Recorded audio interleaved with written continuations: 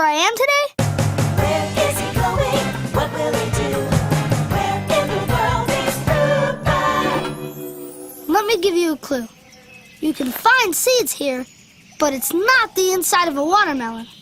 Here's another hint. This place has delicious vegetables that you can pick from the ground. Now here's the last clue from the Cat in the Hat. Wow! I've never seen so many flowers!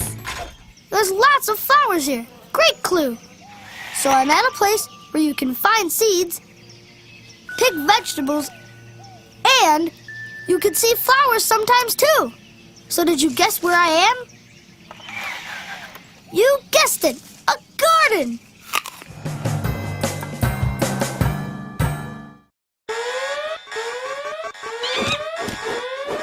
Can you get the door, Huggy? Who ordered Chinese? It's a web address. Let's try it out. Go to pbskidsgo.org and watch what you want when you want. Watch something new, something short, or a full episode. Dance, baby, dance. And you can even play games with the videos. Yeah! pbskidsgo.org. Has anyone seen my Chinese food? Word World, friends are always around to help. I'm scared. Of what? School. It's okay, Shark. We go to school to learn. Word World, weekdays on PBS Kids or watch anytime you want at pbskids.org. PBS Kids Go is going to take you deep into the world of Cyber Chase, where you can join the Cyber Squad. Come on, guys. Jackie. How cool is that? Matt. Let's do it. Inez. We better check it out. And Ditch. Never fear, the Dinge is here. Help the Cyber Squad protect cyberspace. I think I have a plan. We'll help. On Cyber Chase. Only on PBS Kids Go. At PBS Kids, you'll meet friends with wings, Wait for me. sharp teeth, and an appetite. What do Tyrannosaurus like to eat? Meat. Watch Dinosaur Train on PBS Kids and at pbskids.org. Thomas and Friends, making tracks to great destinations.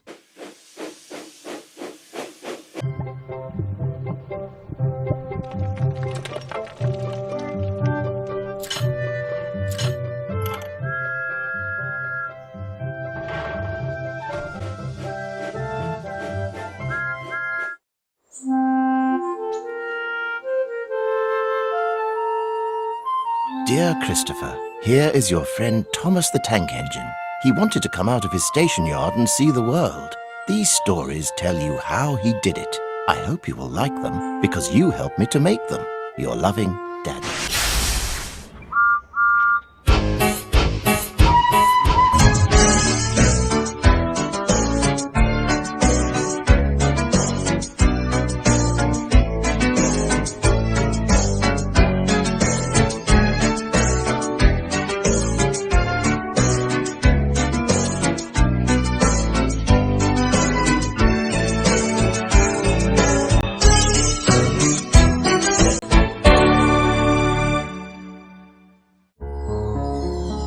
The island of Sodor is surrounded by beautiful blue sea. It has fields of green and sandy yellow beaches. There are rivers, streams, and lots of trees where the birds sing. There are windmills and a coal mine and docks where visitors to the island arrive. The island also has lots and lots of railway lines. Who's that puffing down the track? It's Thomas. Hello, Thomas. Hello, everybody. Welcome to the island of Sodor.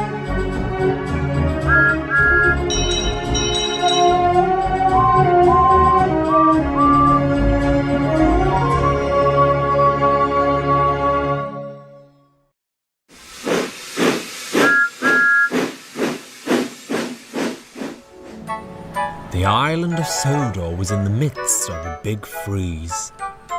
The snow was heavy and stuck fast. The coast seemed to escape the brunt of the heavy drifts, but further inland didn't. Thomas's branch line suffered the worst. If the drifts get any heavier, we'll need an engine stronger than you to deal with them, sighed Thomas's driver. Thomas was secretly relieved at the thought of this. He hated snow. Silly soft stuff, he groaned. The driver was right. A week later, Thomas got stuck, even with his snowplow. The branch line was forced to close.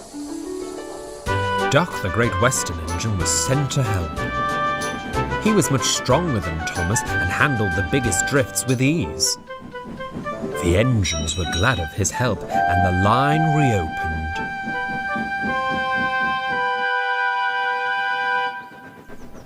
Even with Duck clearing the branch line, the local schools remained closed. This meant there were lots of children playing near the railway. The engines enjoyed seeing the children tobogganing, throwing snowballs, and best of all, building snowmen.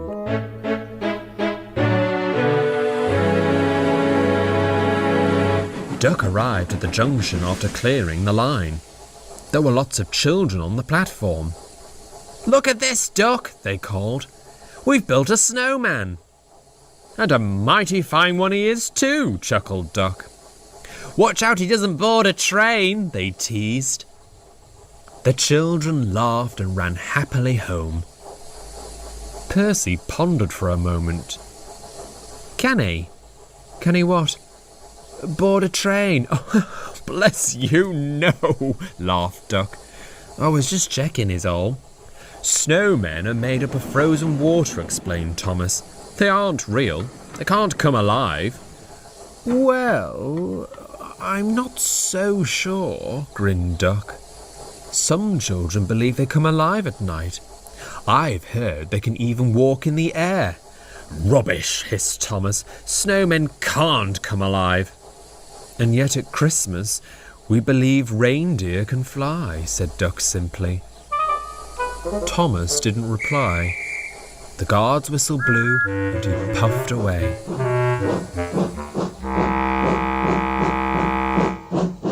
Both engines and passengers enjoyed the company of the snowman at the station. Duck would always whistle happily to it. Thomas, on the other hand, would eye it up suspiciously.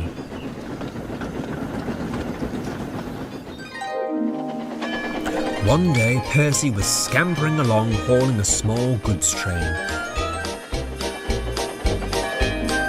As he approached the junction, he saw a red lamp on the platform. Something must be wrong, thought Percy. I'd better stop. He did so, much to the surprise of his driver and fireman. Come on, Percy, his driver called. We're not supposed to stop here.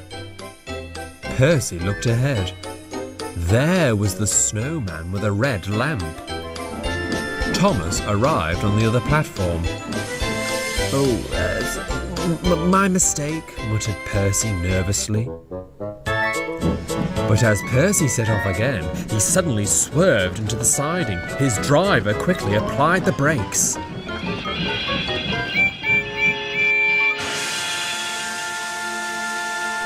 The crew inspected the points. Look at that, gasped the fireman. They're frozen solid. We could have had a nasty accident if Percy hadn't stopped beforehand. Well done, old boy, cheered the driver. The snowman warned me, exclaimed Percy. It was all thanks to him. Nonsense, snorted Thomas. This snowman isn't alive. How could he have warned you? It was just a coincidence the lamp was next to him. The station master must have put it there. Percy wasn't so sure.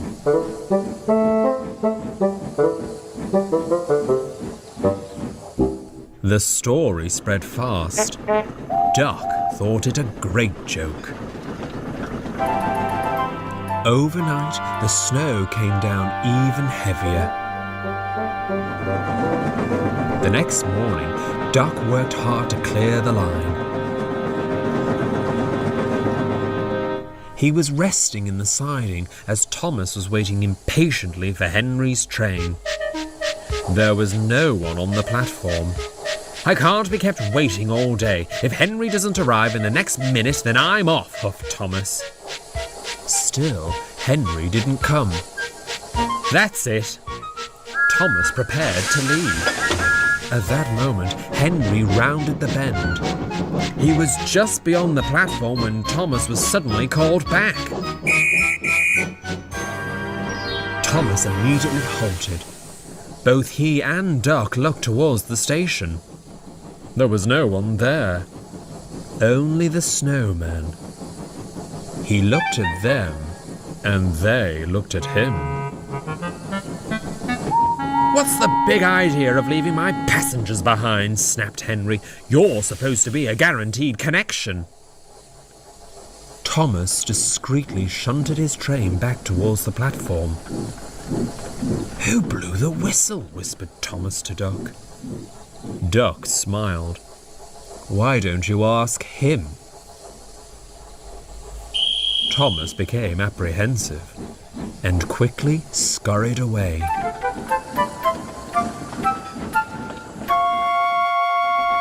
Soon the snow lightened, and Thomas could manage the drifts by himself again. Duck was to return to his own branch line. "It'll be sad when the snow melts," said Duck. "You won't have your snowy friend anymore, but I suppose, if he really wanted to, he could always board a train for colder climates." "Now that's perhaps a little too far-fetched," said Thomas. "Strange things may have happened, but he can't start walking around. That would be impossible." "Look!" cried Percy. "The snowman's gone!" You don't think he..." Duck said nothing. He just grinned at the two engines and puffed happily away.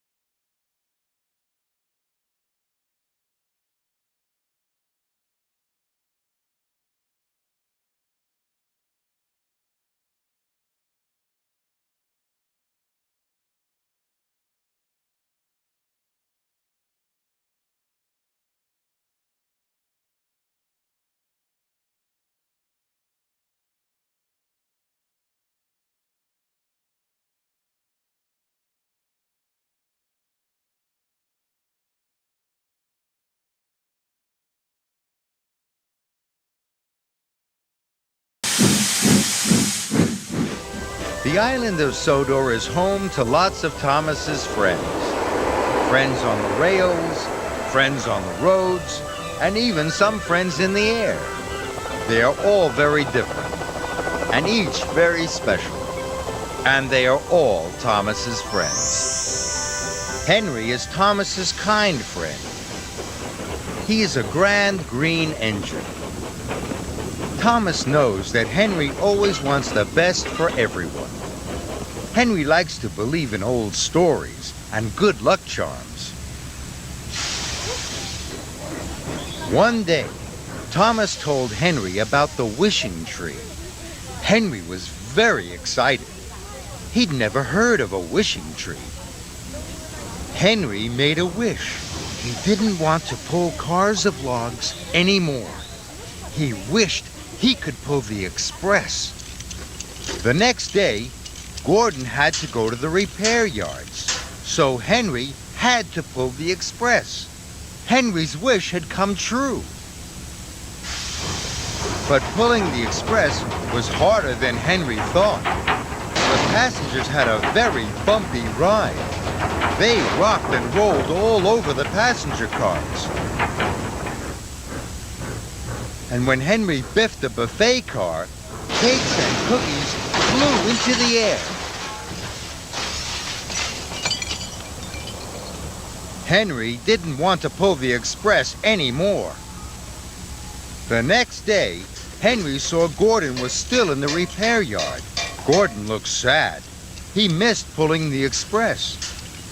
So Henry hurried quickly back to the wishing tree. He wished Gordon could be as good as new and pull the express again. Soon, Gordon was back pulling the express.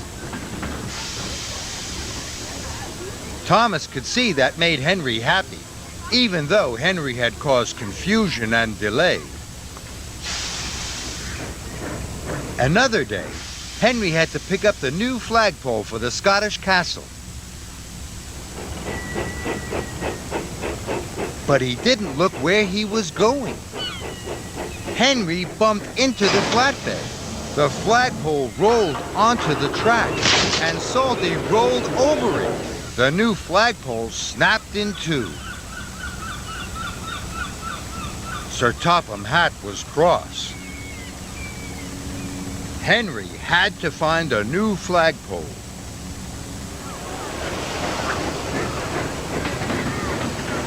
Henry searched at the seaside, by the bridge, and at the airfield. But Henry couldn't find a new flagpole that was tall enough. Then Thomas met his friend Henry. Thomas was sorry for Henry. He wanted to help him. Thomas told Henry he should never give up. Thomas was sure Henry would find a flagpole somewhere. Thomas was right. Henry puffed to the docks. Suddenly, Henry saw an old ship's mast. It was tall enough to be the new flagpole.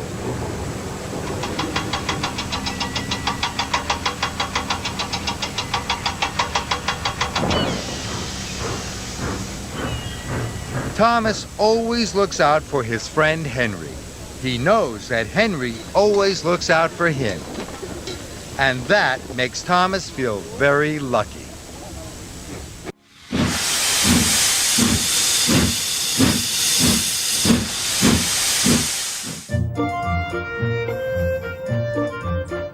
Thomas loves feeling like a really useful engine. But sometimes being really useful is hard work. In wintertime, snow can fall onto the railway lines. Sometimes snow can stop Thomas in his tracks. Then Thomas has to wear his snowplow so he can finish his job on time.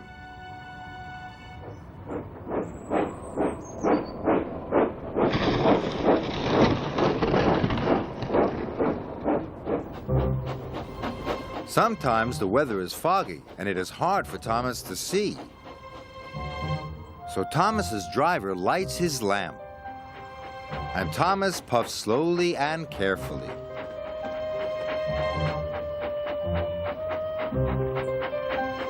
He blows his whistle to warn everyone he's coming. It's hard work, but Thomas always does his best. Thomas has other hard jobs to do.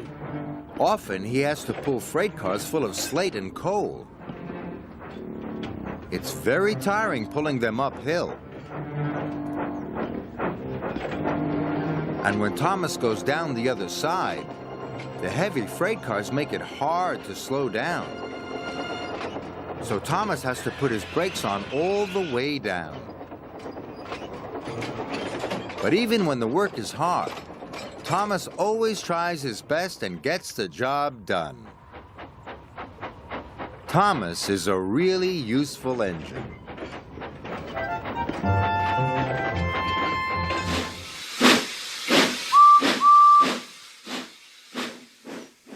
Percy, Diesel, and James all want to go to the washdown, but Emily is blocking their way.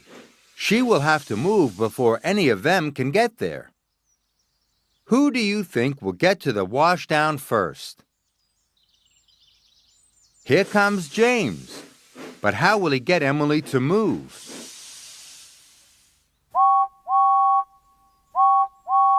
He's blowing his whistle at her as loudly as he can. That's not very kind. Emily doesn't move, so James can't get to the washdown. Now Diesel is going to try. What will he do to get Emily to move? Diesel is trying to shunt Emily out of the way. That's not very kind at all. And it isn't working. Emily has put on her brakes even harder. So Diesel can't get to the washdown either. Here comes Percy. What do you think he will do? Percy isn't whistling or trying to shunt Emily out of the way. He's asking her kindly. Would you mind moving, please, Emily? It's worked. Emily is moving into the siding. Percy will be first to the washdown, and all because he asked kindly.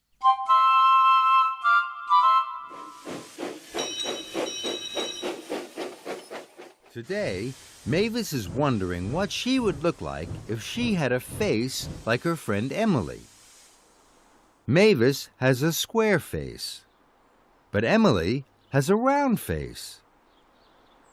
Mavis is going to pretend that she has a round face too. Now Mavis wonders what she would look like if she was painted the same color as Emily. Mavis is black, but Emily is green. Mavis is going to pretend that she is green too. Now Mavis wonders what it would be like to be a steam engine. Now Mavis has a funnel and steam, just like her friend Emily. Mavis thinks looking like Emily is fun, but she likes being Mavis best.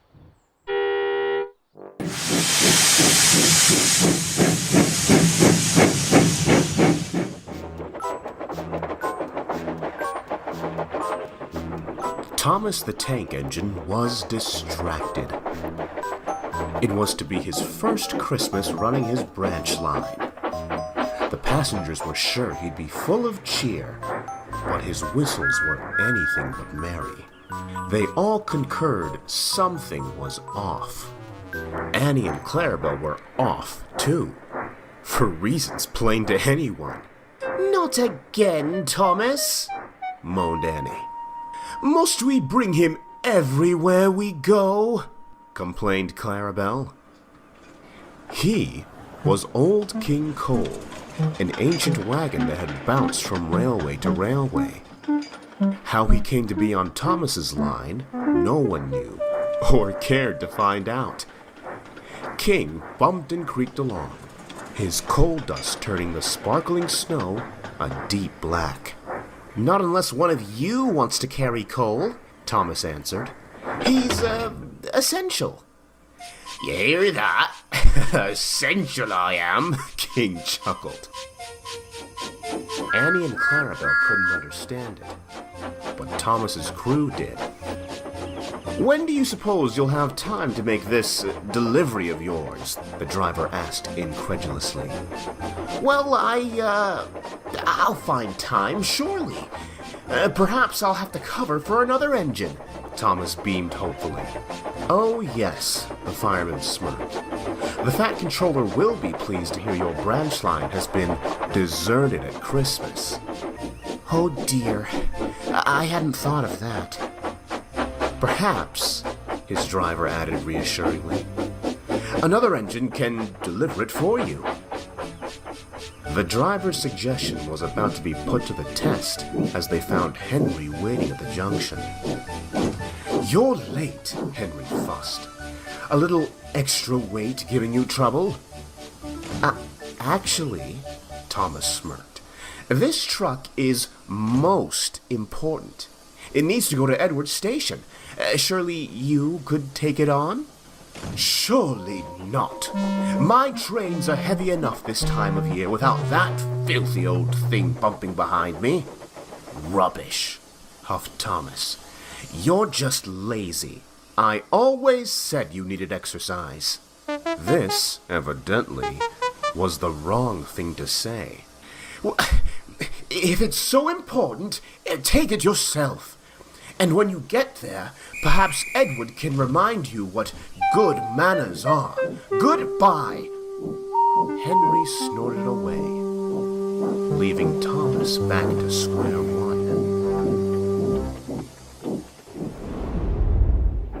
As Christmas drew nearer, Thomas's luck finding other engines didn't improve. Gordon laughed at the idea of pausing at junctions.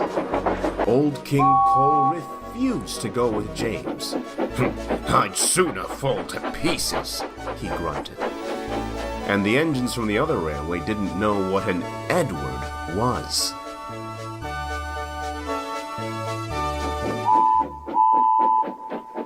"Bother those big engines," Thomas fussed. An order from the quarry kept him busy all afternoon. Annie and Clarabelle grumbled. Stone trucks were one thing, but with King bumping and dragging, they were late at the junction. "Hurry now, get those trucks shunted," urged the station master. "The goods train will be here soon." "Oh, leave me out of it. Me couplings feel funny, oh," the old truck groused. This gave Thomas a cheeky idea. Right, he thought. If they won't agree to take it, I'll just make them take it. Thomas gave the trucks a fearful bump. King's coupling broke with a snap, and he creakily rolled onto the main line, blocking the near platform. "I'd like to hear Henry and James say no now," Thomas laughed. But the petrified whistle that followed wasn't Henry, and it wasn't James. With brakes screeching, the good train stopped just in time. The engine that stood before King was... "Edward!" cried Thomas. "What are you doing here?" "I've brought Henry's goods," Edward panted, "as he's vowed never to stop at your junction again. You've been the top of the sheds, Thomas. Now I see why. What's this?" he asked. It's it's your present," Thomas chuckled nervously. Surprise?" "Oh," Edward realized. "I see." "Well, we don't, and we'd like to," chorused Annie and Clarabelle. "Well, when we were building the railway," Edward began, "I wasn't steaming well. Thomas brought fresh coal to cheer me up. And he felt better at once," beamed Thomas. "I've given him a truck of coal every Christmas since, for his good health." Which you nearly just put into question, Edward finished, eyeing King. Those big engines wouldn't deliver it, Thomas flounced. I had to ensure it got to you. Otherwise, I'd... Have to admit this Christmas was different? Edward interjected. Thomas said nothing. He just looked mournfully at his buffers. Change is strange, Edward mused. The first Christmas on my branch line seemed daunting, but it wasn't. My new friends made sure it was special, and my old friends still came to visit. Except me, Thomas pouted. You had responsibilities, Edward added, and still do. You have Annie and Clarabelle, and your passengers. Think of the wonderful new traditions you'll make with them this year. Edward paused. I may not see you as often as Gordon, Henry, or James, but I do love when they moan about you being cheeky, he laughed. That's what reminds me of you, Thomas. Not a truck of coal. Besides, he finished with a smirk, a blocked tube was the source of my trouble in those old days. Wait, Thomas cried. All this time I've been bringing you coal thinking it made you better. You were just so pleased with your gift I didn't have the heart to tell you. Well, you'll get no more, good sidings from me. Can't understand what Driver means by that, anyhow. Good tidings, Thomas, Edward chuckled. It means well wishes. You've given me plenty, and even if this is the last time, I'm still very grateful. Now then, he finished, you'll help shunt King onto my train, won't you? It'd be a shame to let this coal go to waste. That, of course, put everything right. When all was ready, Edward gave a cheerful peep peep and made for his station. Thomas whistled too, then looked at Annie and Clarabelle and smiled. Right then, you two. Our first tradition. No more trips with King. Annie and Clarabelle chuckled in delight and knew they'd have a very happy first Christmas.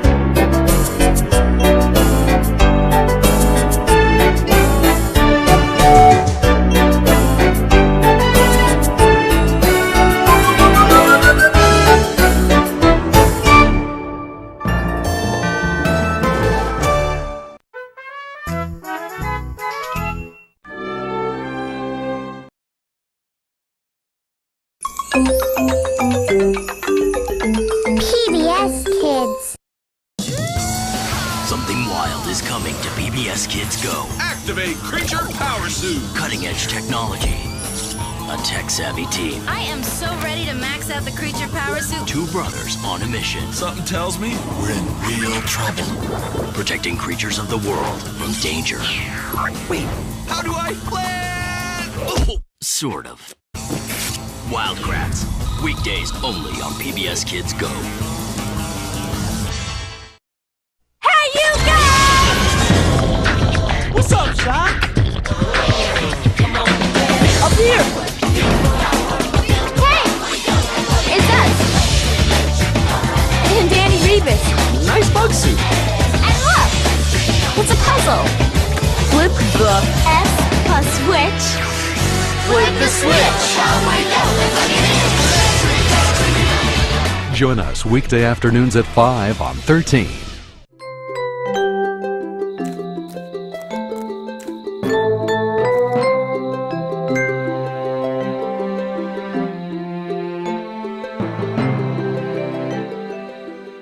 Woohoo! Music time! With Steve songs.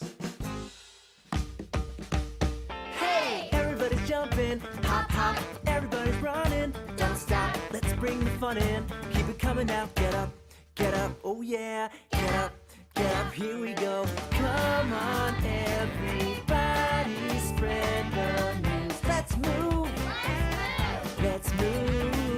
there's so much out there for us to do. Let's move, everybody's jumping, hop, hop, everybody's running. Don't stop, you've got the moves, pick up the groove. Come on, get up, you got it now. Get up, come on. Do the windshield wiper, do the pogo stick, do the spin around. Come on, everybody now. Let's move. Hi, it's me, Hooper. Can you guess where I am today? Where is he going? What will he do? Where in the world is Hooper? My first clue is I'm visiting a place where people come to see animals, but it's not the zoo. And here's another hint. There are lots and lots of fish in this place, but you can't catch them. Oops. Now here's the final clue from the dinosaur train. There they are! Whoa! Great clue! You can look at the fish through glass. Now let's go over those clues. I'm visiting a place where people come to see animals. Lots of them are fish. And you can look at them through glass. So, did you guess where I am? That's right! I'm at the aquarium! Hey, fishy, fishy, fishy! Ready, guys? Who's ready for more Cliffords? Ready. Cool! I thought so. He's your favorite. Clifford's ready for you. Weekdays on PBS Kids or watch anytime you want at pbskids.org. He's the one friend we all have in common. His name? George! George! Curious George. Every weekday on PBS Kids, he swings into action to bring you the ultimate adventure anywhere and any way he can. You know George, he just used his imagination. Come along and explore with your curious pal, Curious George. Weekdays on PBS Kids or anytime you want at pbskids.org. All aboard! Time for a ride on the dinosaur train. Catch the dinosaur train on PBS Kids. Behold the Erectodromius. Erectodromius! Come out, wherever you are! Ta-da! It's amazing! What a spectacular discovery! On the train and off, there's so much to discover. What are we waiting for? Watch Dinosaur Train weekdays on PBS Kids or anytime you want at pbskids.org.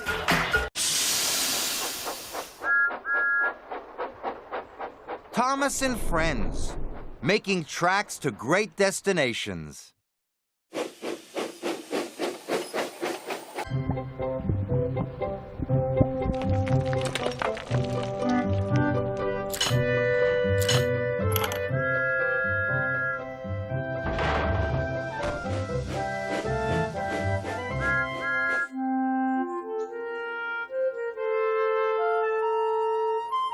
Dear Christopher, Christopher, here is your friend Thomas the Tank Engine. He wanted to come out of his station yard and see the world. These stories tell you how he did it. I hope you will like them because you helped me to make them. Your loving Daddy.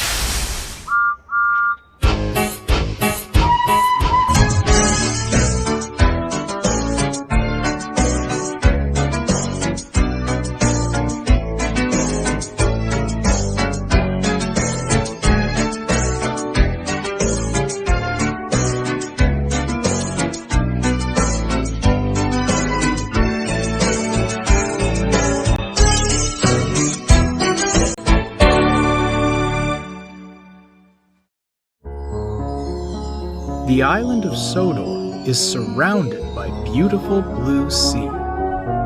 It has fields of green and sandy yellow beaches. There are rivers, streams, and lots of trees where the birds sing. There are windmills and a coal mine and docks where visitors to the island arrive. The island also has lots and lots of railway lines. Who's that puffing down the track? It's Thomas. Hello, Thomas. Hello, everybody. Welcome to the island of Sodor.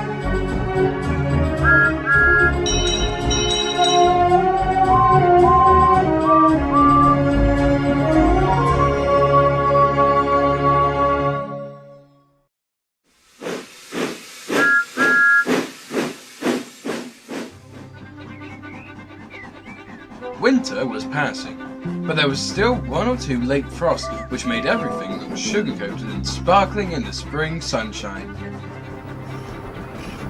Each morning, Donald and Douglas took turns pulling a ballast train from the small railway to the big station, where James would take it to a place where the line was being mended. One morning, Donald was uncoupled from the train and ran off to rest in a short siding so James could take the trucks ahead. But a hard frost had made the rails icy. When Donald tried to stop, his wheels locked and slid on the ice.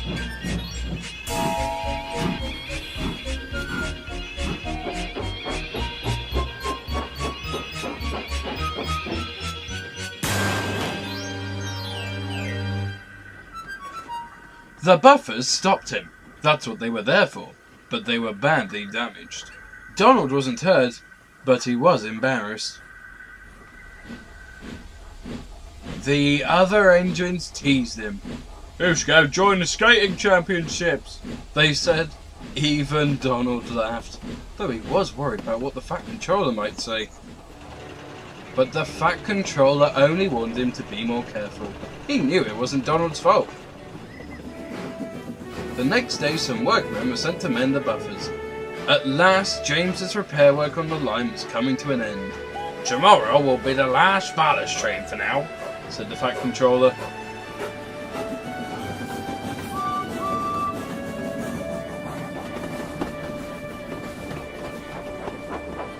The next day, as Douglas shunted his loaded trucks into their siding, James was waiting. "Here you are, James," said Douglas cheerfully. "What will you do now that this job is finishing? Pull some passenger trains, I hope. I'm getting tired of doing the same thing every day." "Ah, never mind," said Douglas. "Today's the last ballast train." Douglas's fireman uncoupled him from the trucks and climbed back into the cab. Then Douglas puffed slowly into the short siding. At the end of the siding, the workmen that were mending the buffers were standing to one side. They had pots of paint beside them and had just finished painting the buffer bar bright red. "They look smart," thought Douglas. "Much better than he did before. The Fat Controller's probably glad Donald smashed them up." Douglas moved into the siding. His driver put on the brakes, but nothing happened. His driver tried again. Still nothing. "Horrors!" exclaimed Douglas. "I can't stop!" The workmen watched in dismay. Douglas rode steadily along the line and smashed the buffers to splinters that the workmen had just spent 3 days mending. "Ouch!" exclaimed Douglas. The new buffers had stopped him, but unfortunately Douglas had been moving faster than Donald. He was in a terrible mess. His front was badly bent, and he was smeared with bright red paint which hadn't had time to dry. "You silly great engine!" snapped the foreman, waving his paintbrush angrily. The brush still had some paint on it. It flew out and stuck on Douglas's nose. 3 days' work, the foreman said crossly, and in 3 seconds you come and smash it all to pieces. Douglas's front wheels were off the rails, so James had to come and rescue him. Later, the Fat Controller spoke sternly to Douglas about engines not taking care in sidings, and the red paint was left on Douglas's nose as a reminder.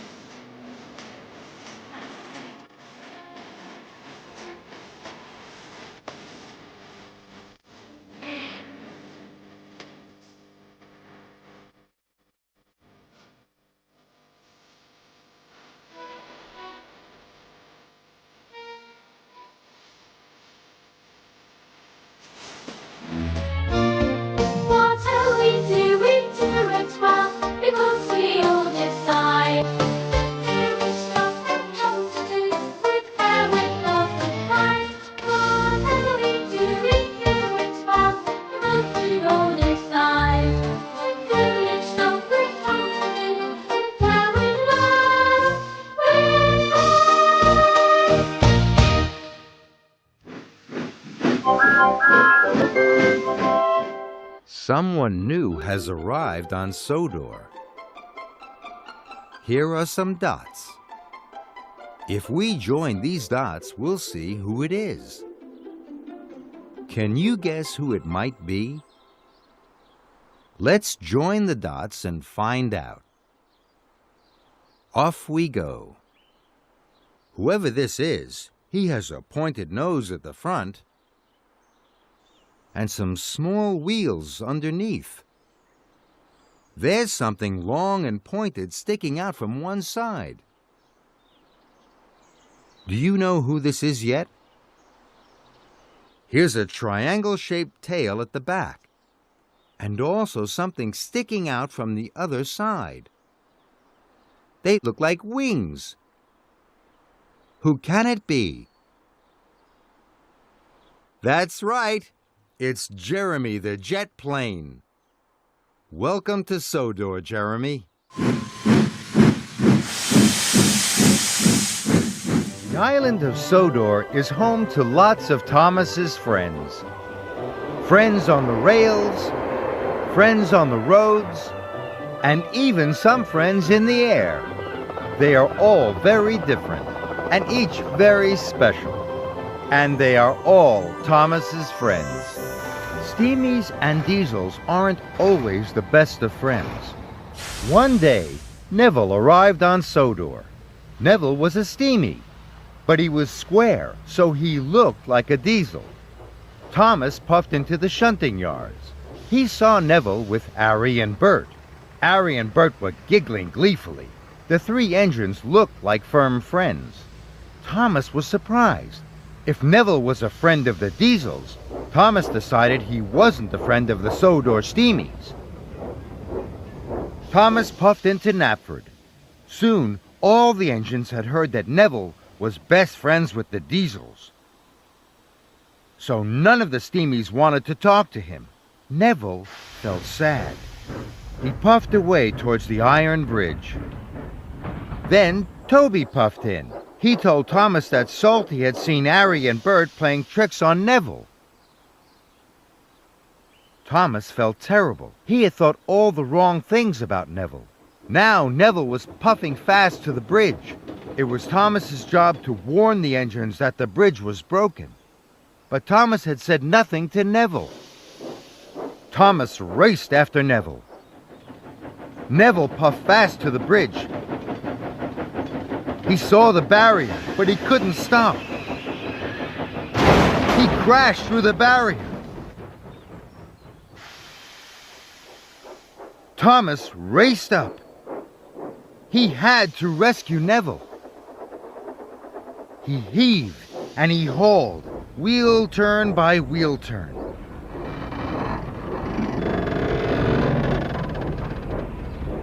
He pulled Neville back from the edge of the bridge and to safety. Thomas and Neville are now good friends, even though Neville looks like a diesel. Dennis is a diesel.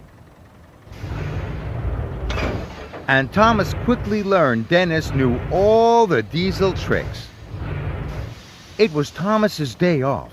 Dennis asked Thomas to help him shunt his heavy cars of slate tiles for the school. Thomas is always happy to be helpful. He puffed and huffed to help the new engine.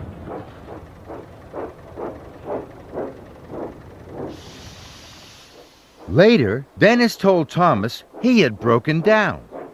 Even though it was his day off, Thomas raced away to find help. Thomas didn't know that Dennis hadn't broken down at all. Dennis was just being lazy and playing a trick. Later, Dennis really did break down.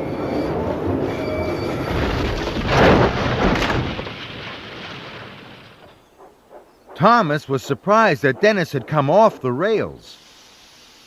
Dennis told Thomas that he had tricked him before. That made Thomas cross. He had never met a really lazy engine. So he decided to show Dennis how to become a really useful engine.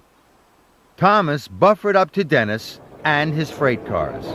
And together they delivered the tiles to the school. Sir Topham Hatt was pleased. Dennis was very happy Thomas had helped him. And Thomas was happy to show Dennis that really useful engines make a lot more friends than really lazy ones.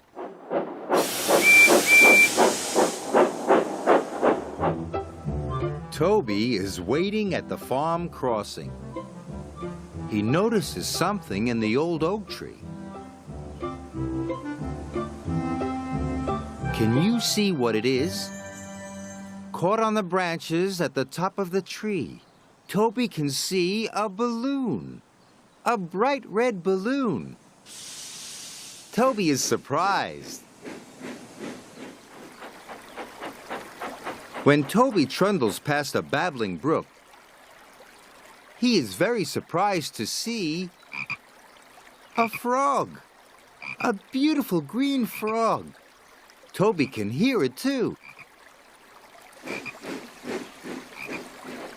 Toby cheerfully chuffs past the church when he sees something surprising in the church tower. It's a bird's nest full of baby birds. Toby can hear them too.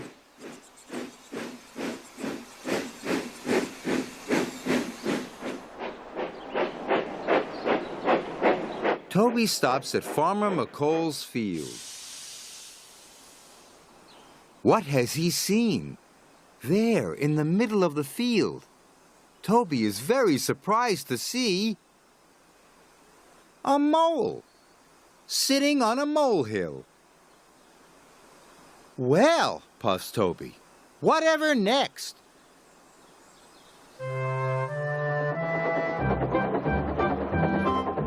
Toby's day has been full of wonderful surprises. And there are always more surprises on the island of Sodor. All you have to do is look.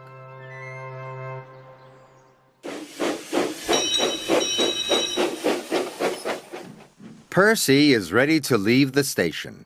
He's busting his buffers with excitement. What's Percy pulling today? Percy pulls out of the station pulling passengers. Percy pulls out of the station pulling passengers and pineapples. Now Percy pulls out of the station pulling passengers, pineapples, and a piano. Can you remember what Percy is pulling? Percy pulls out of the station pulling passengers, pineapples, and a piano. I wonder what's next. Percy pulls out of the station pulling passengers, pineapples, a piano, and presents. Can you still remember all the things Percy was pulling? Let's see. Percy pulls out of the station pulling passengers, pineapples, a piano, and presents. Can you guess where Percy is going? Percy is puffing his way to a party.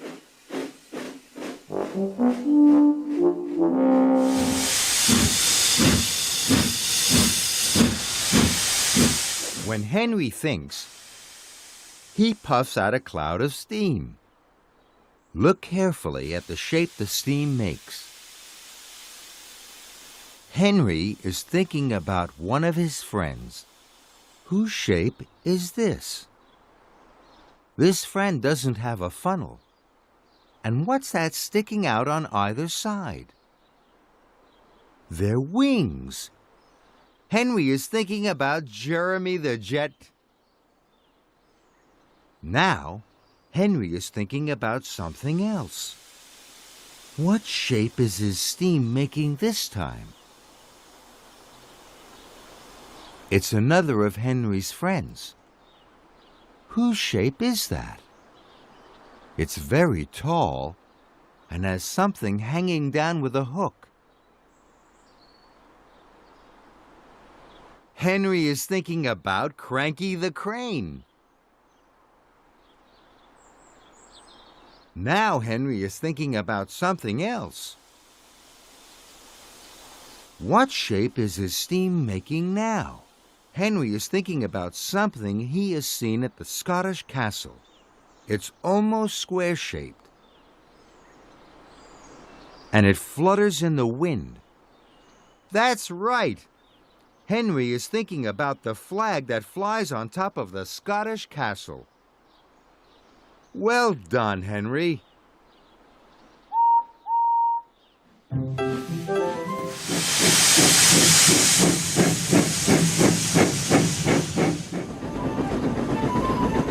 Rosie has come a long way since arriving on the island. She is now a cheery, hard-working little engine who has proven herself to be very reliable. When Rosie first arrived, she could often be excitable. Most engines didn't mind this, but Thomas did. One day, Percy felt ill. The inspectors looked him over carefully. "You need your tubes replaced," they said. Percy was concerned. "But who will look after the goods while I'm away? Toby is busy and Daisy won't do it." The inspectors telephoned to the Fat Controller. "I'll send Rosie at once," he said. A few days later, Thomas was told to go to the harbour. It was a cold, drizzly morning, and Thomas was being fussy. "Why did I have to come down here?" he huffed. "I should be looking out for my passengers." He soon heard a familiar whistle. Thomas suddenly felt cold. "Oh no, not her!" Puffing through the drizzle came Rosie. Her headlamp shone brightly. "Hello, Thomas," she smiled. "Nice to see you after so long." Thomas paused. He remembered Rosie well and how she tried to copy him. This made him uncomfortable, but he didn't want to be rude. "Hello, Rosie. Are you standing in for Percy?" "I think so," chirped Rosie. "I was told that you'd show me around the harbour for today." Thomas felt a little more awkward. He didn't want to be stuck with Rosie all day. "Alright," he said after a pause. "Follow me." A little later, the drizzle turned to fog. It was thick and laid close to the water. Thomas and Rosie had to be careful how and where they went.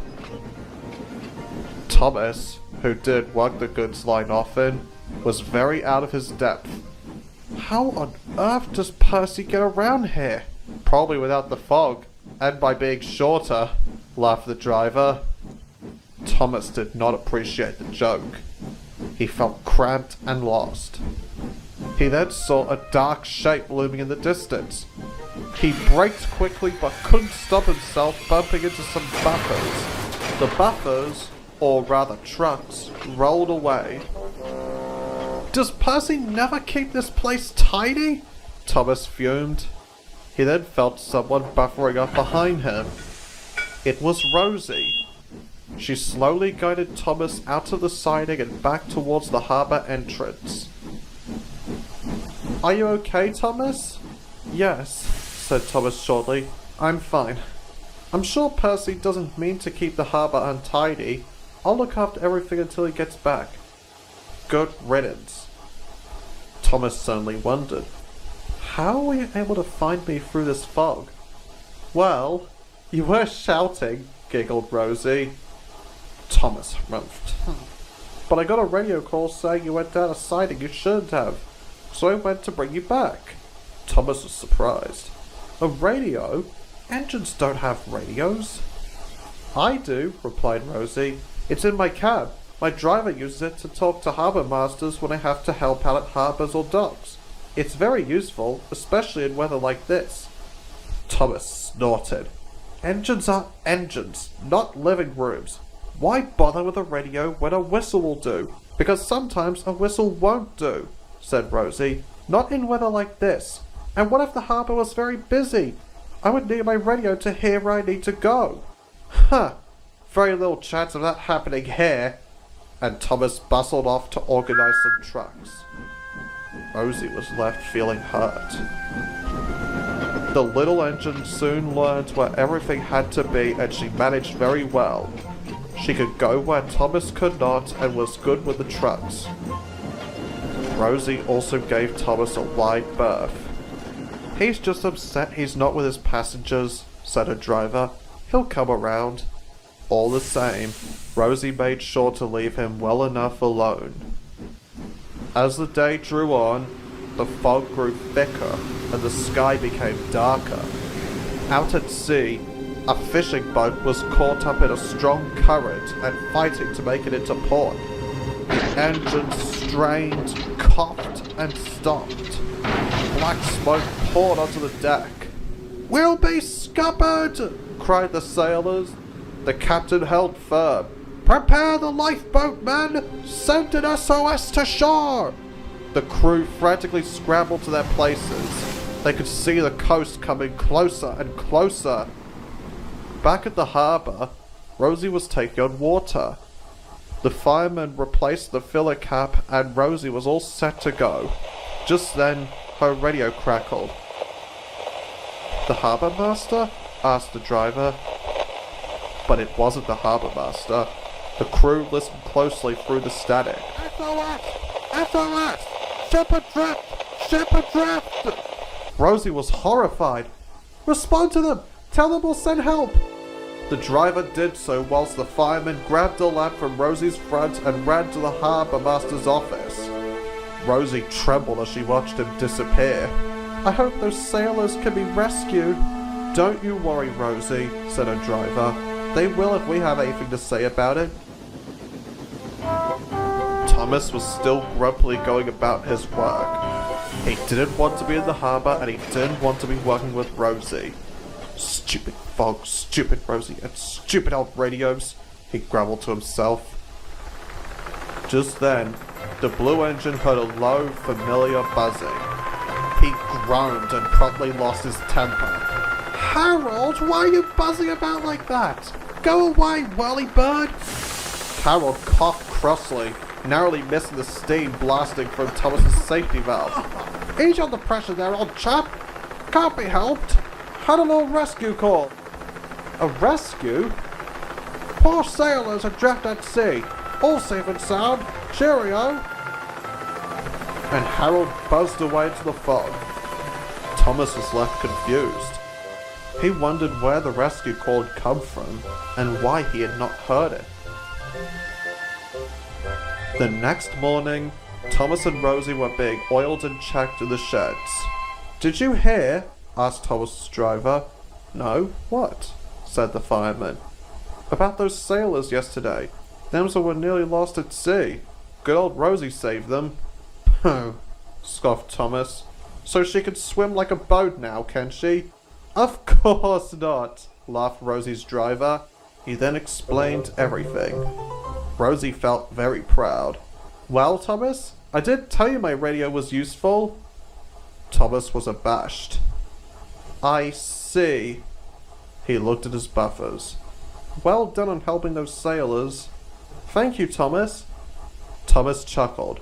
"You have really grown up a bit since you first arrived on Sodor." Rosie laughed. "I suppose I have."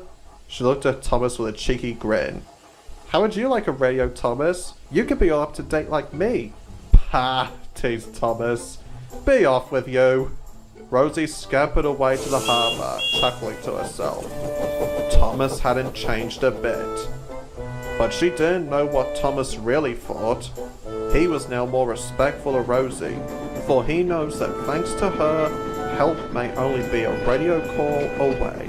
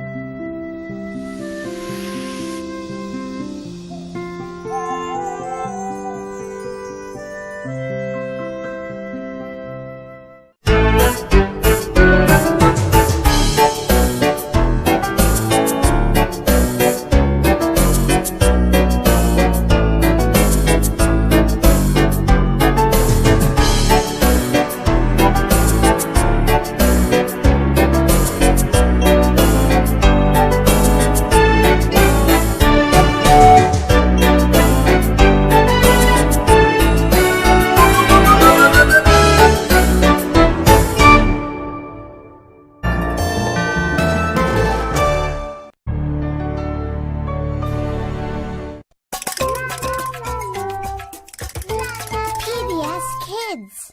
All aboard! Here we come! Look out, 'cause here they come. Every day on PBS Kids, it's Curious George. The Cat in the Hat knows a lot about that. Super Why and Dinosaur Train. Watch them 7 days a week, only on PBS Kids.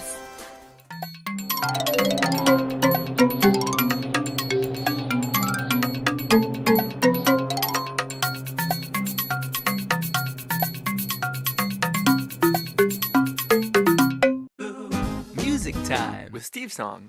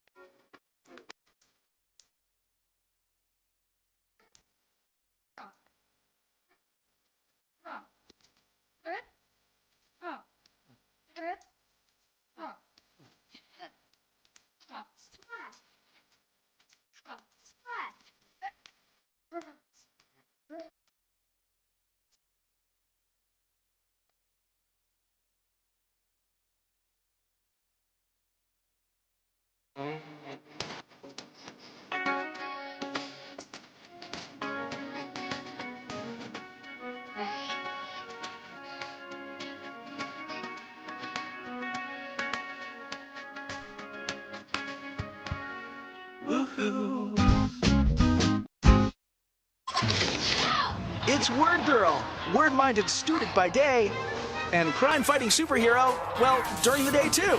Word up! Word Girl, weekdays on PBS Kids Go, or watch anytime you want at pbskidsgo.org. In Word World, friends are always around to help. I'm scared. Of what? School. It's okay, Shark. We go to school to learn. Word World, weekdays on PBS Kids, or watch anytime you want at pbskids.org. Guess what? The dinosaur train is headed your way. This is so exciting. You have to come see it. It's amazing. Well, what are we waiting for? Catch Dinosaur Train weekdays on PBS Kids or watch anytime you want at pbskids.org. Thomas and Friends, making tracks to great destinations.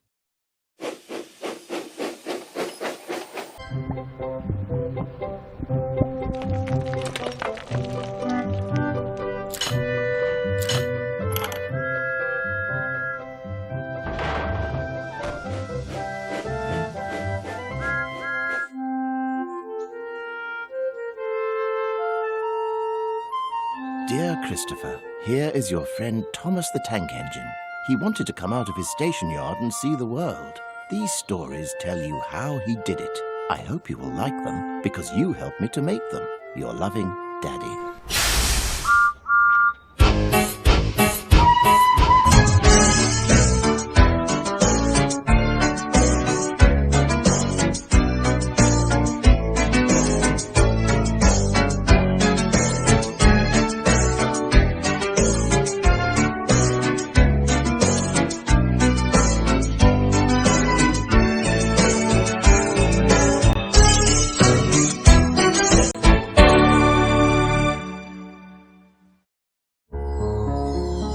The island of Sodor is surrounded by beautiful blue sea. It has fields of green and sandy yellow beaches. There are rivers, streams, and lots of trees where the birds sing. There are windmills and a coal mine and docks where visitors to the island arrive. The island also has lots and lots of railway lines. Who's that puffing down the track? It's Thomas. Hello, Thomas. Hello, everybody. Welcome to the island of Sodor.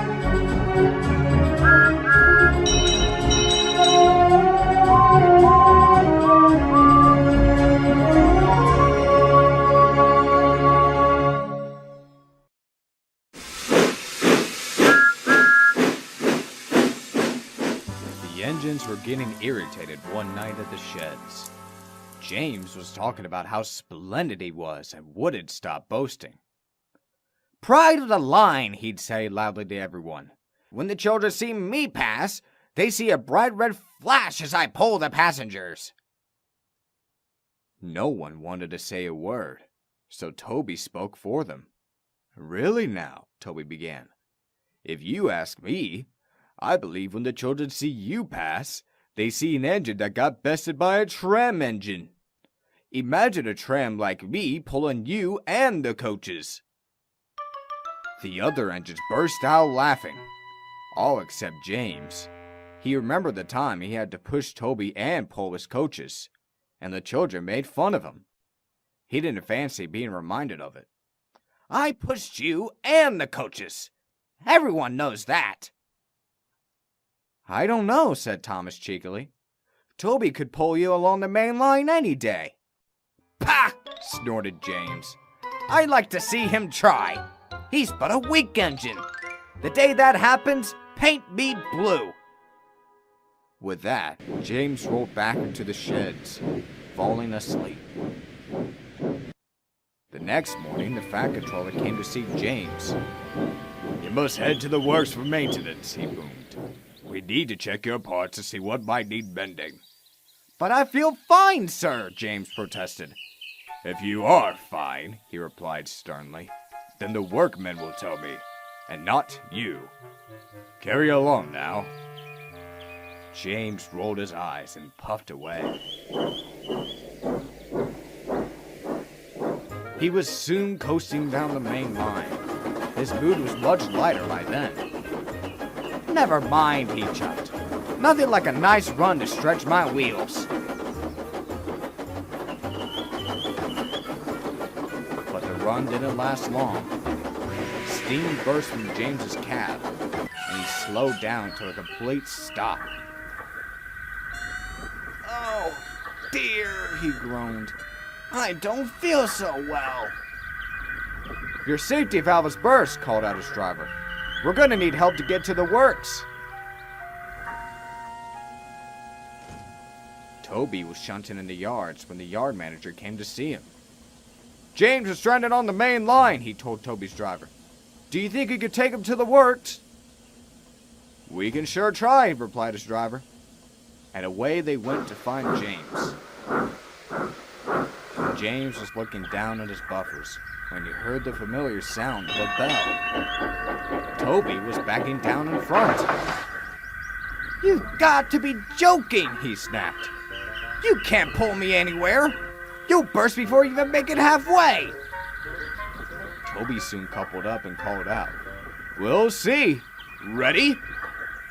As ready as I'll ever be, he said darkly. Toby tried to pull, but his wheels began to slip. I knew it, exclaimed James. You can't even move me! But before James could say another word, he felt himself begin to move. Toby was pulling him.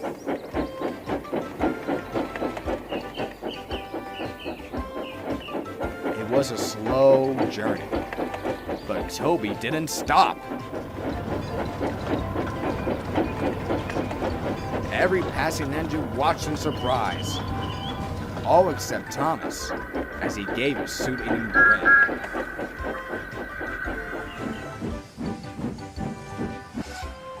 Eventually, they made it to the works, leaving James in awe. No words were exchanged.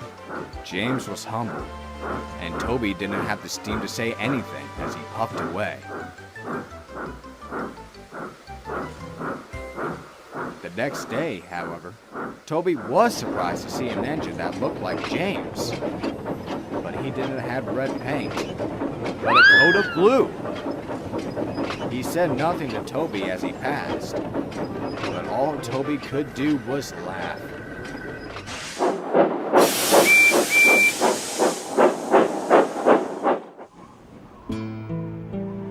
High up in the Sodor Hills, among the lakes and trees, there are some very special friends Thomas likes to see. They are the narrow gauge engines running on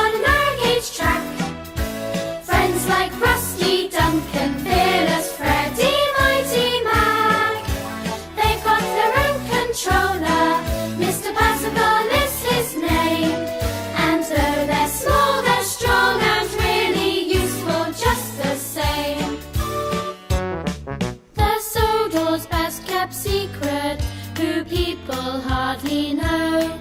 Because they're small, they take the loads where bigger trains can't go. They work with James and Thomas at the transfer yard. And though they're cute and friendly, these engines work so hard. They are the narrow gauge engines running on narrow gauge track. Scarlet, Peter, Sam, Renee is the handle at the back. They've got their own controller, Mr. Percival is his name. And though they're small, they're strong and really useful just the same. Walkers, campers, fishermen, to all of them they're friends. Puffing proudly up the slopes and rattling round the bends. They are the narrow gauge engines running on a narrow gauge track. Friends like Rusty, Duncan, Fearless, Freddy, Mighty Mac. They've got their own controller, Mr. Percival is his name. And though they're small, they're strong and really useful just the same.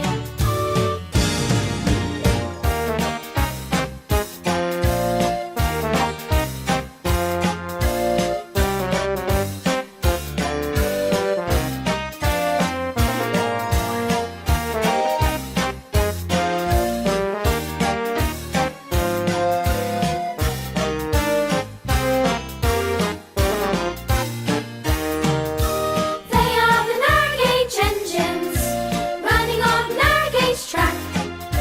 Friends like Rusty, Duncan, Fearless, Freddy, Mighty Mac.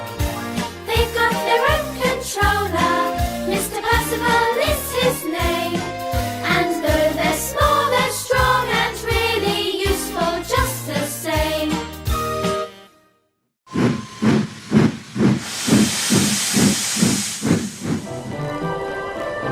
The island of Sodor is home to lots of Thomas's friends.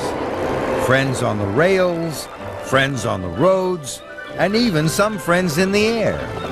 They are all very different, and each very special. And they are all Thomas's friends. Percy is Thomas's best friend. Percy is a small green tank engine. Percy is very proud of his home, the island of Sodor. One day, a famous artist arrived on the island. Sir Topham Hatt had chosen Percy to show the famous artist the special places. The famous artist would choose the most special one to paint. Thomas was very excited for his best friend.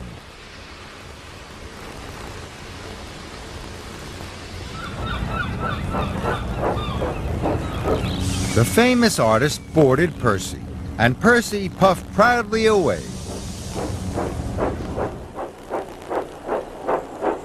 First, Percy took the famous artist to Shen Valley, but the famous artist said it was too green. Next, they went to Normanby Beach, but the famous artist said it was too yellow.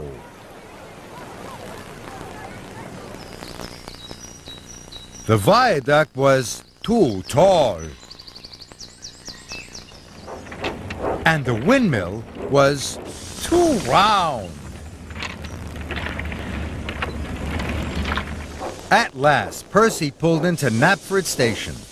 He was sure the famous artist would think Knapford was very special. But the famous artist said it was too busy.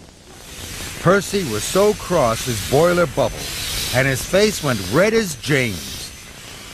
He told the famous artist that everywhere on Sodor was special. And he wheezed steam as crossly as he could. Thomas was very proud that his friend was so brave in front of the famous artist. Sometimes Percy gets muddled. That's when his best friend Thomas can help him. One day, Sir Topham Hatt was sick. Lady Hatt told Percy he was the controller for the day. She told Percy to give Gordon, James, and Toby special jobs. Thomas wanted to help Percy, but Percy was sure he didn't need anyone's help.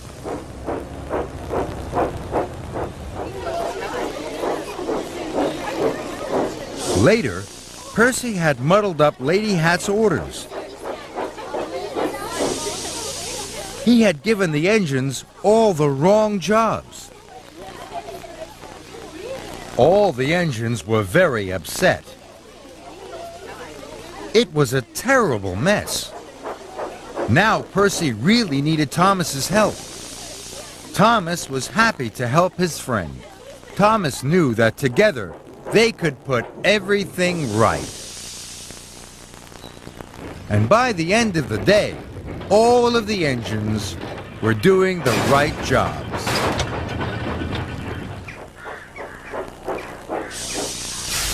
Together, Thomas and Percy, the two tank engines, are always happy to huff and puff, chuckle and chatter, and be really good friends.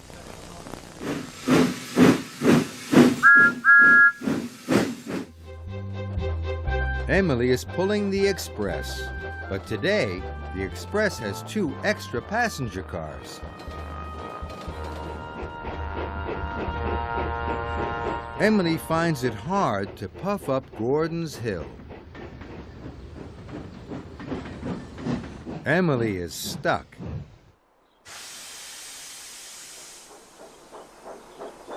But here's Edward. Edward is Emily's friend. A friend will always help you.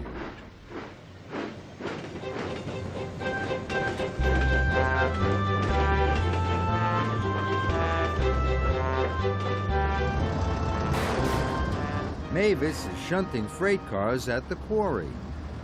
Freight cars can be troublesome. Shunting all these cars will take Mavis a long time. But here's Bill and Ben. Bill and Ben are Mavis's friends. A friend will always help you.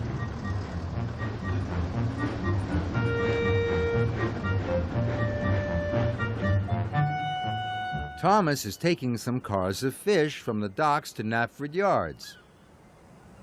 Thomas will have to pull smelly fish all the way to Knapford. But here's Arthur.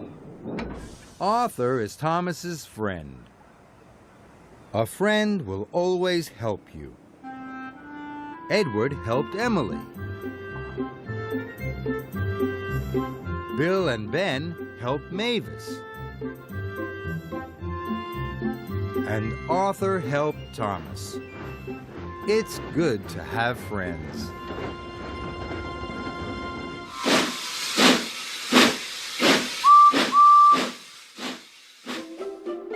Here are lots of dots. Join the dots together and you'll see one of Sir Topham Hatt's engines. Can you guess which one it is? Here we go. There's the tall funnel and the dome. Around the cab and the engine's coal tender.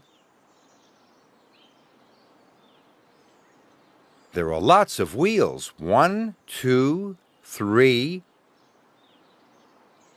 4, 5, 6, 7 pairs. This engine is almost the same shape as Edward, but it's a different color. Red. It must be James. Hello, James.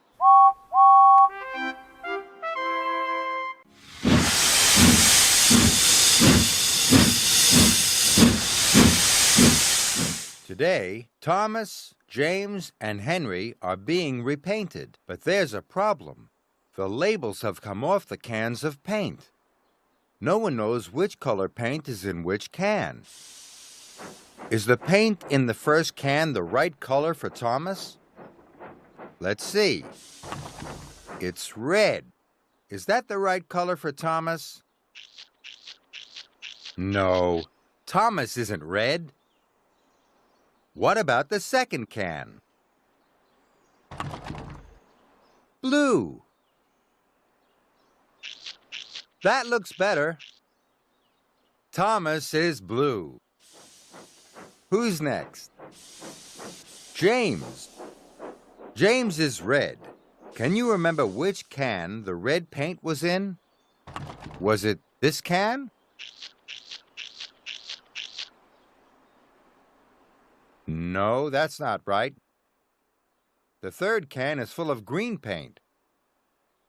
What about trying the first can again? Red. That's right. The first can is full of red paint. There's one more engine to be repainted. Henry. Henry is green. Can you remember which can the green paint was in? Was it this can? Yes. The green paint is in the third can. Now, Henry, James, and Thomas are all the right color. And how smart they look, too. Well done.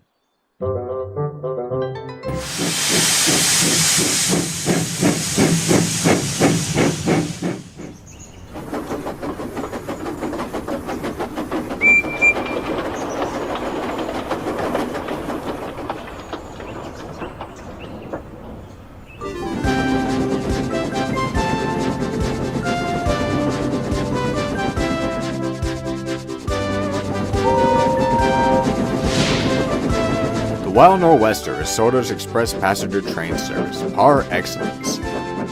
Created to provide a fast way of travel between the island and London.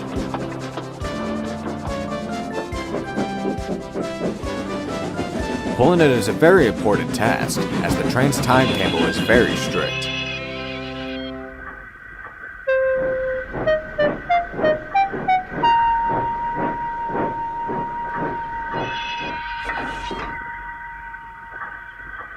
Gordon is in charge of the express, and he always runs it on time. He is proud of this, but sometimes his ego is even bigger than himself.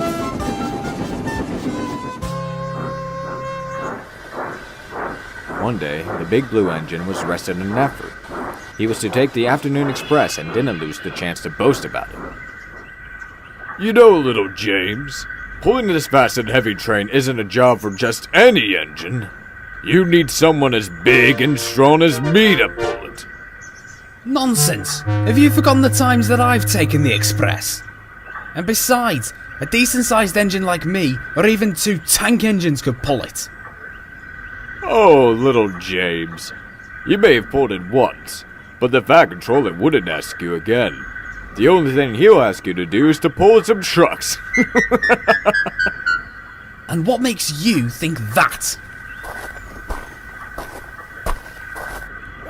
James, there is a coach lane that needs to be taken to Wellsbury, and you'll have to do it.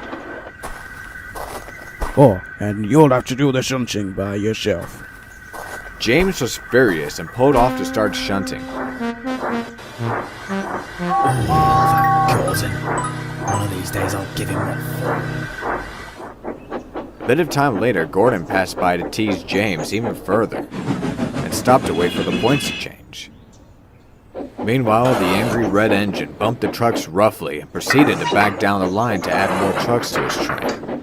He didn't notice that Gordon was there.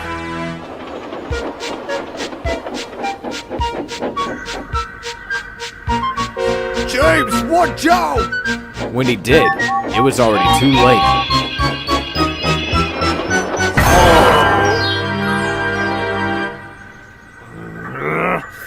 James! Exclaimed Gordon, fuming red. I'm sorry, Gordon. I didn't mean to... Oh, yes, you did! No, I didn't. What's this fuss about now? James hit me on purpose! That's not true! Silence, you two! We haven't got time for this now, and the passengers are waiting.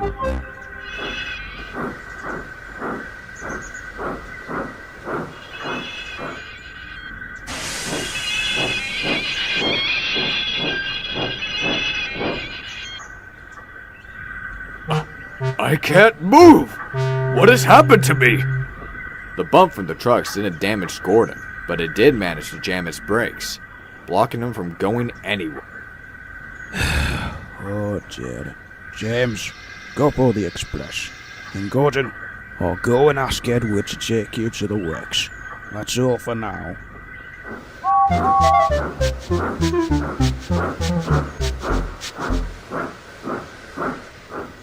And so the engines did. After Edward had brought Gordon to the works, he started to think about James' action and began sulking.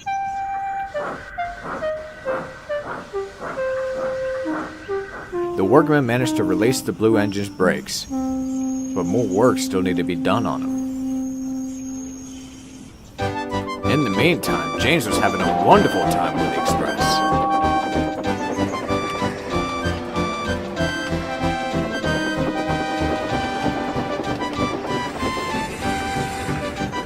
Now this is a job made for an important engine like me.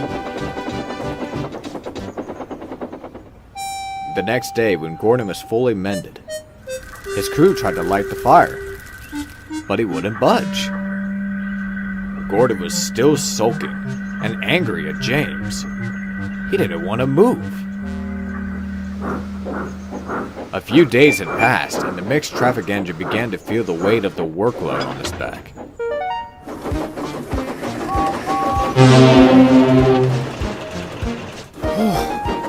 Is this train getting heavier and heavier each day or what? Steady, boy. Don't overwork yourself.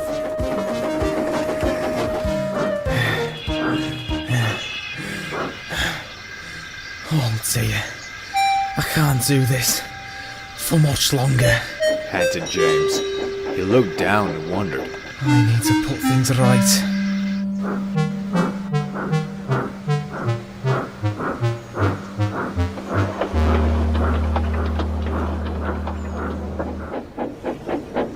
That evening, James decided to whistle Gordon hello at the works. But of course, Gordon wasn't pleased on seeing him again. Go away! Leave me alone! Haven't you caused me enough harm already? No hard feelings, Gordon. It was an accident. Oh, you would say that. Thanks to you, nobody needs me. Even a small engine like yourself can take my place pulling the express. Look, I've not come here to tease you, but to apologise. Even though I didn't cause the accident on purpose, I admit that pulling the express every day is certainly too much for me. So, could you please come back? He didn't reply at first, but after what had been days, a smile had finally appeared on his face. The next morning, the engineers tried to light his fire. This time, Gordon's boiler fizzled and steam began to build up quickly.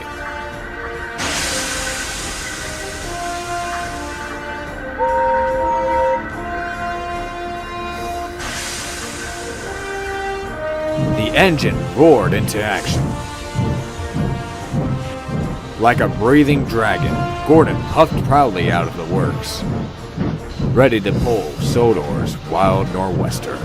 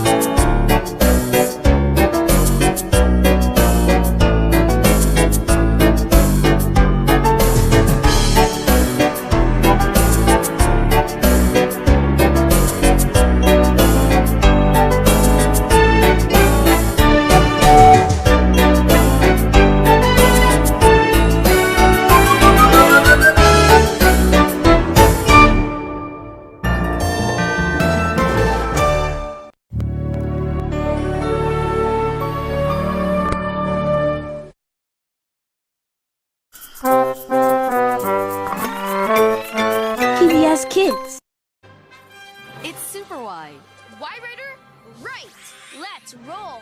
We climbed down to the bottom of the wall. Super Y, weekdays on PBS Kids, or watch anytime you want at pbskids.org. I'll race you to Tin of Sheds. All your favorite engines are having fun on the island of Sodor. You've come to the right place, my friend. All aboard! You won't want to miss Thomas and Friends on PBS Kids. Weekdays at 1 on WLIW 21.